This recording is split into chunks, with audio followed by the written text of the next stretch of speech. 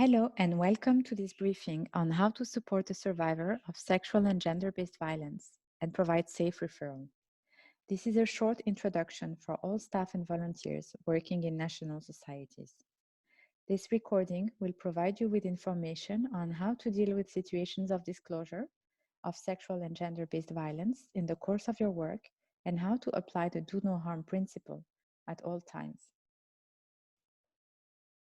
In this briefing, we will go through the definition of sexual and gender-based violence, also referred to as Sgbv, and see how the current COVID-19 pandemic affects survivors of Sgbv.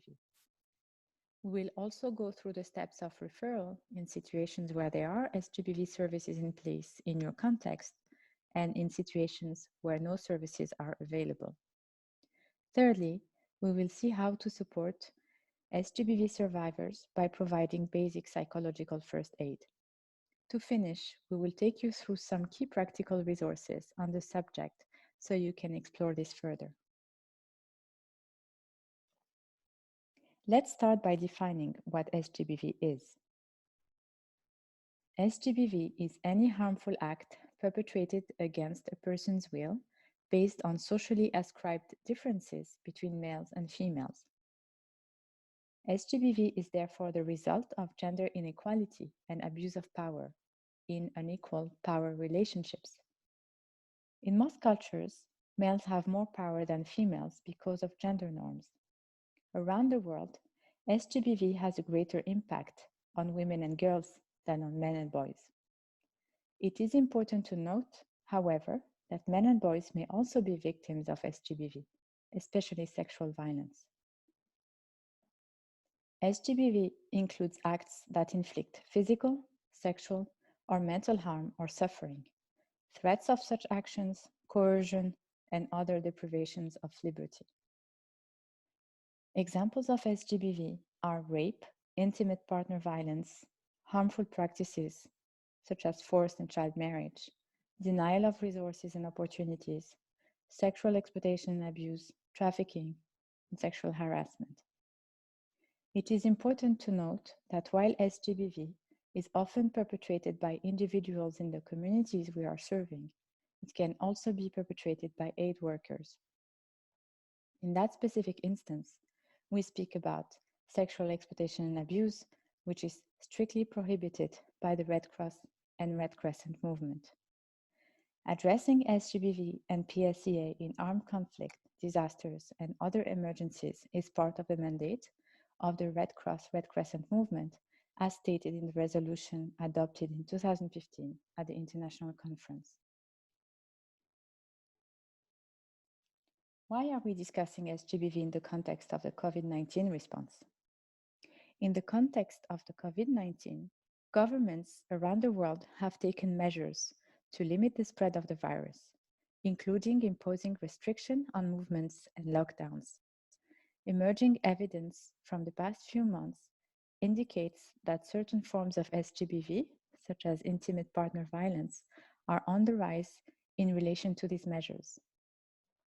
Moreover, the worsening socioeconomic situation is expected to put vulnerable groups, such as refugee and migrant women and girls, to increased risks of sexual exploitation by community members as well as humanitarian workers. Due to the restriction of movements imposed by governments to limit the spread of the virus, it is expected that many services will be disrupted or interrupted and that Sgbv services will be more difficult to access. This is problematic since, as we will see in the rest of the briefing, some Sgbv services can be life-saving and need to be accessed in a time-sensitive manner.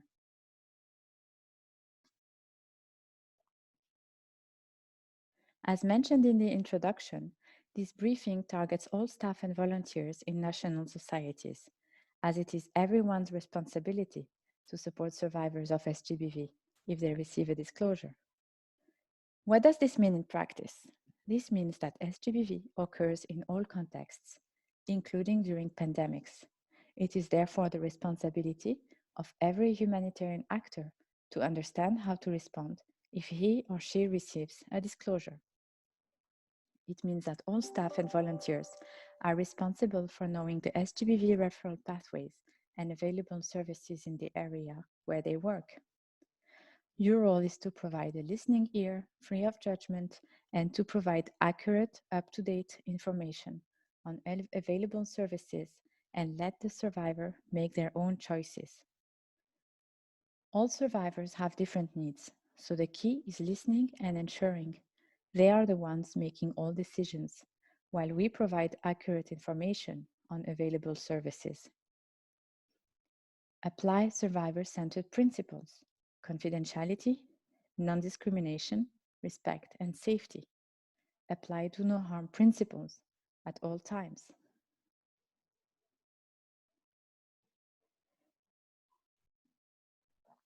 Sgbv disclosure can happen at any time during your work. Some of you may be responding to hotlines. Some may be conducting door-to-door visits to raise awareness on COVID-19 prevention.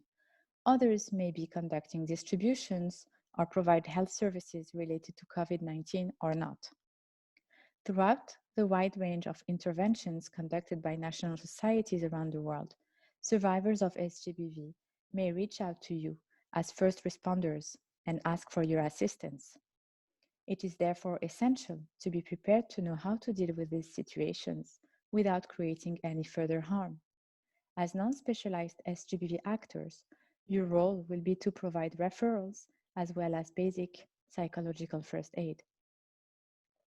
It is equally important to be aware that under no circumstances, staff and volunteers should be actively seeking survivors of Sgbv. This is not your role and can be very harmful to survivors.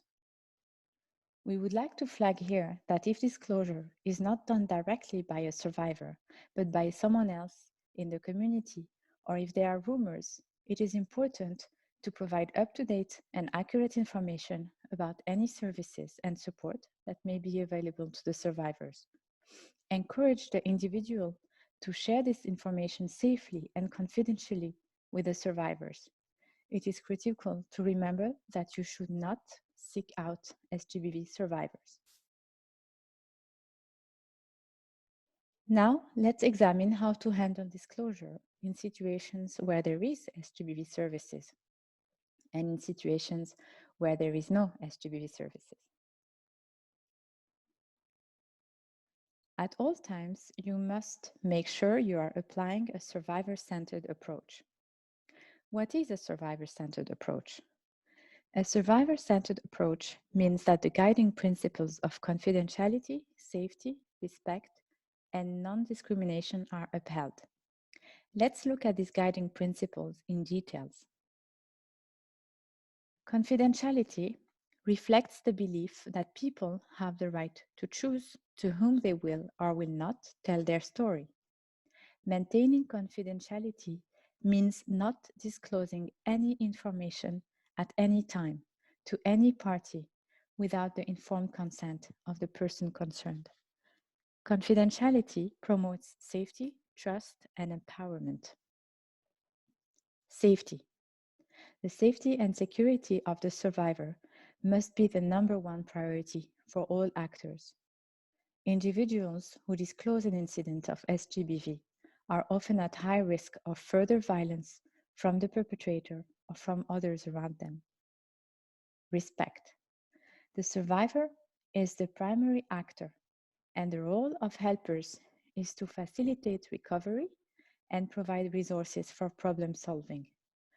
All actions taken should be guided by respect for the choices, wishes, rights, and dignity of the survivor. Non-discrimination. Survivors of violence should receive equal and fair treatment, regardless of their age, gender, race, sexual orientation, religion, nationality, ethnicity, or any other characteristic. The survivor-centered approach can therefore guide staff and volunteers, regardless of their role in their engagement with persons who have experienced Sgbv. Let's look at the specificities of dealing with child and adolescent survivors. The guiding principle of the best interest of the child should be upheld at all times when applying the survivor-centered approach. This means that the decisions and actions affecting the child should reflect what is best for the safety, well-being, and development of that particular child. Referral to service providers experienced in working with child and adolescent survivors is necessary to determine a child or adolescent's ability to make decisions in coordination with the child themselves and the caregiver. If you receive a disclosure from a child or adolescent, your role is to listen to and comfort the child, link them to an adult they trust, share information on available services in a child-friendly and accessible manner. You can follow the Sgbv and child protection referral pathways if those services are available in your area. Let's first look at situations where there are Sgbv services in place.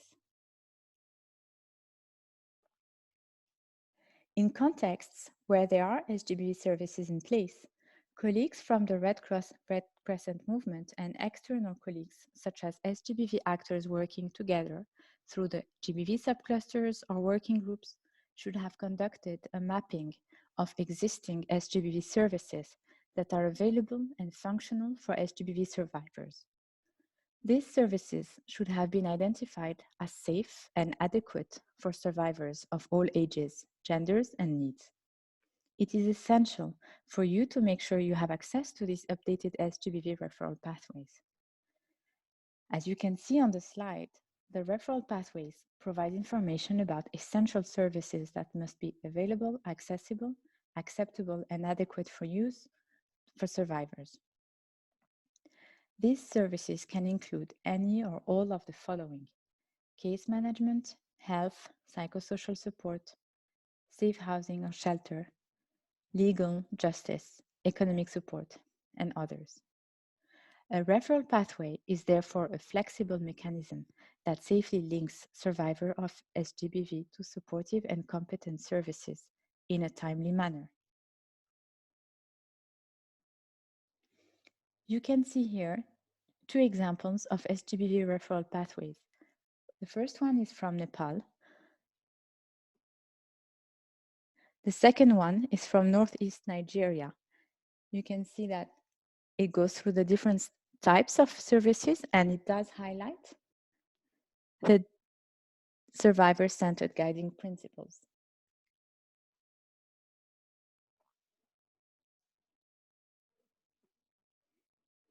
As mentioned earlier, in the context of COVID-19, Sgbv services usually available in your area may be disrupted at the moment, and it is important to reach out to PGI staff or focal points in your national society or to the Gbv subcluster working group or members such as UNICEF, UNFPA, in country, as they may be updating the existing referral pathways to adapt to potential or existing movement restrictions and other measures put in place by a COVID-19 response.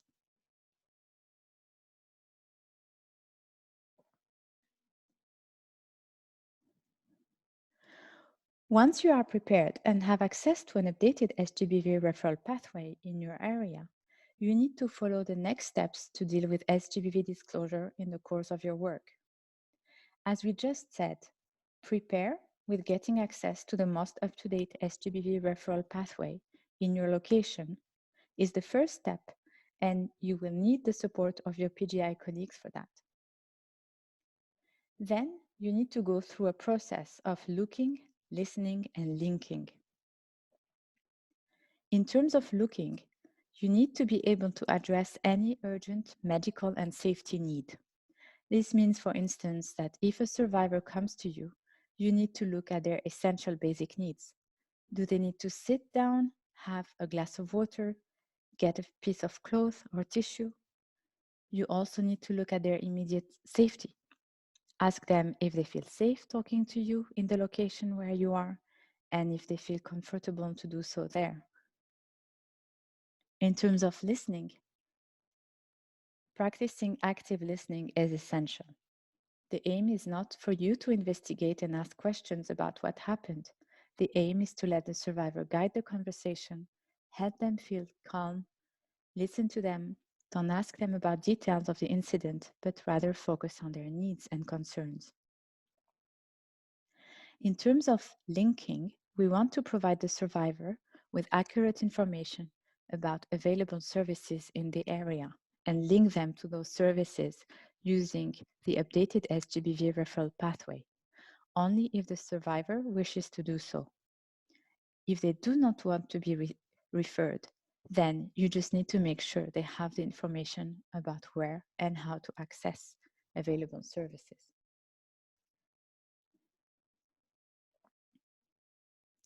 We just want to emphasize here the importance of providing clear information about services, such as health services, especially for survivors of sexual violence, such as rape, who may need timely access to health services to access clinical management of rape services. Receiving quality medical care within 72 hours can prevent transmission of sexually transmitted infections.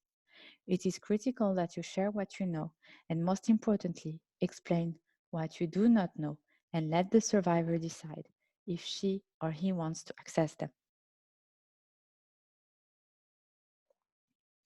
What to do when there are no Sgbv services available in your area?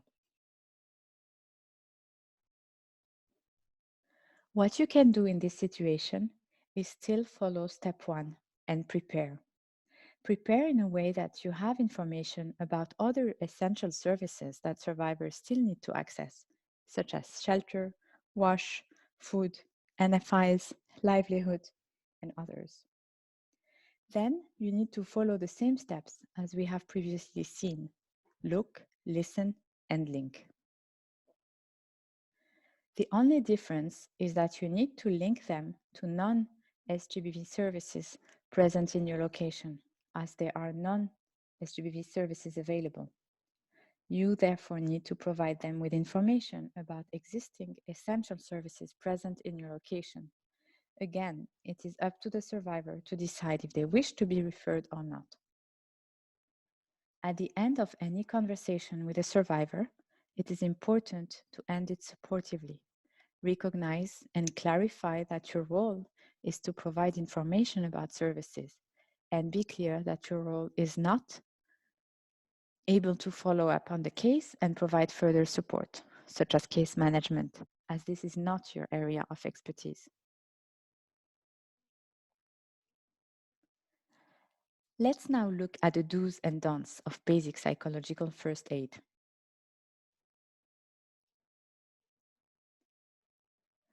When it comes to the looking and listening step, it is important to offer statements of comfort to show the survivor that you see them and that you are listening to them. You can say, "I'm sorry this happened to you. It wasn't your fault. You are not alone. Do you feel safe and comfortable speaking here, or would you rather go somewhere else? Would you like a glass of water? Please, have a seat." You need to keep in mind that for a child accompanied by an adult, you need to make sure you have enough privacy to speak to the child and let the child speak to you, but you need to make sure you are not completely isolated alone with the child. In your interaction, it is important you express to the survivor that confidentiality is paramount and that they can trust you. However, it is important to be clear and realistic about your role and its limitations, so that you can manage expectations, as you can only provide information about services. Examples of what you can say. Please share whatever you want to share. There is no pressure to say anything you do not feel comfortable saying. I will not share any information without your permission. I will try to support you as much as I can, but I am not a counselor, and there are very limited options for services where we are. Linking what you can say if there are some Sgbv services in your area. Here are the details of the available services and the person's name you can talk to. And if there are no services, you can say, I am sorry, but in this area, there are no services available where I can refer you. Is there anyone you trust that you can go for, that you can go to for support? When there are no options available in a given context, you can still help the survivor to think about who they can reach out for support in their community and direct support network.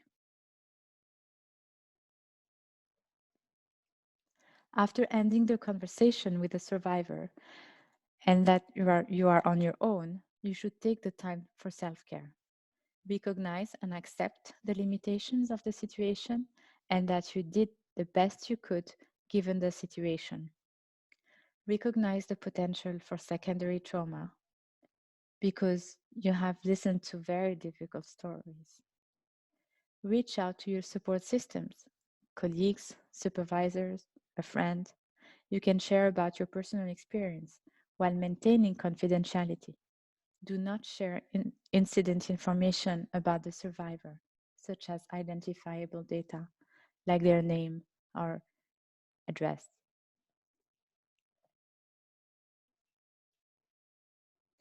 To summarize, the main key takeaways of this briefing are that your role is not to provide counseling, conduct an interview, understand what happened and the details, tell them what to do, give your opinion.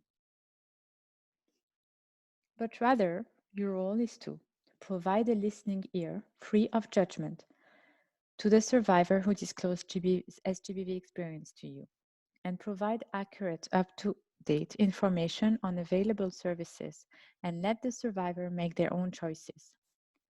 Apply survivor-centered principles, safety, respect, non-discrimination, confidentiality, and in the case of children and adolescents, apply the guiding principle of the best interest of the child. Never actively look for Sgbv survivors. Only survivors can decide when and how and to whom they want to disclose to. And a key takeaway is that all Sgbv survivors should be provided with safe referrals to services available in the area, including survivors of SEA committed by humanitarian workers, regardless of the status or outcome of an internal investigation of the case.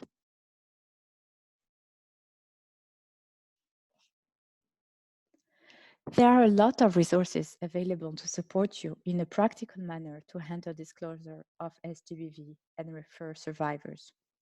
One of the key resources we would like to highlight is the Gbv Pocket Guide, developed by the Gbv Guidelines Support Team, which is part of the Interagency Standing Committee. The Gbv Pocket Guide is a practical resource package targeting humanitarian workers working in different sectors, such as staff and volunteers, international societies. This pocket guide provides further guidance to this briefing on what to do in contexts where there are services and in contexts where there are no services. It also provides further guidance about dealing with child survivors and PSEA. The pocket guide is available in several languages, and it has a very useful mobile application you can download on your phone to guide you through every step that we have discussed in this briefing. Here is a screenshot of the content of the pocket guide. You will see that it is very short and very practical, and it takes you through all the steps we have highlighted in the presentation. It is worth mentioning that the pocket guide is based on the psychological first aid model, which is an essential skill for the work of many staff and volunteers. Other key resources we strongly encourage you to consult are some short and practical videos. There is a 4-minute video on handling disclosure by the Global Shelter Cluster. The other one is a 6-minute short video on PSEA targeting frontline staff. The subtitles are available in several languages. Then there are a couple of resources from the IFRC. One of them is the Field Protection Guide that should be available to you. If not, please do contact us. There is also the minimum standards for protection, gender, and inclusion in emergencies. And the Danish Red Cross has developed a safe referral pocket guide that is based on the Gbv Pocket guide mentioned previously.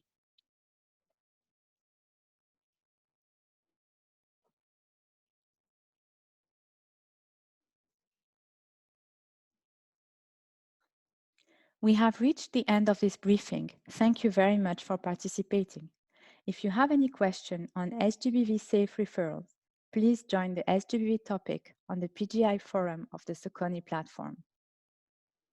Remember, no identifiable data on Sgbv specific cases should be discussed on the forum in order to protect the confidentiality and safety of the survivors. For specific support and guidance, please contact pgi.support@ifrc.org. Thank you.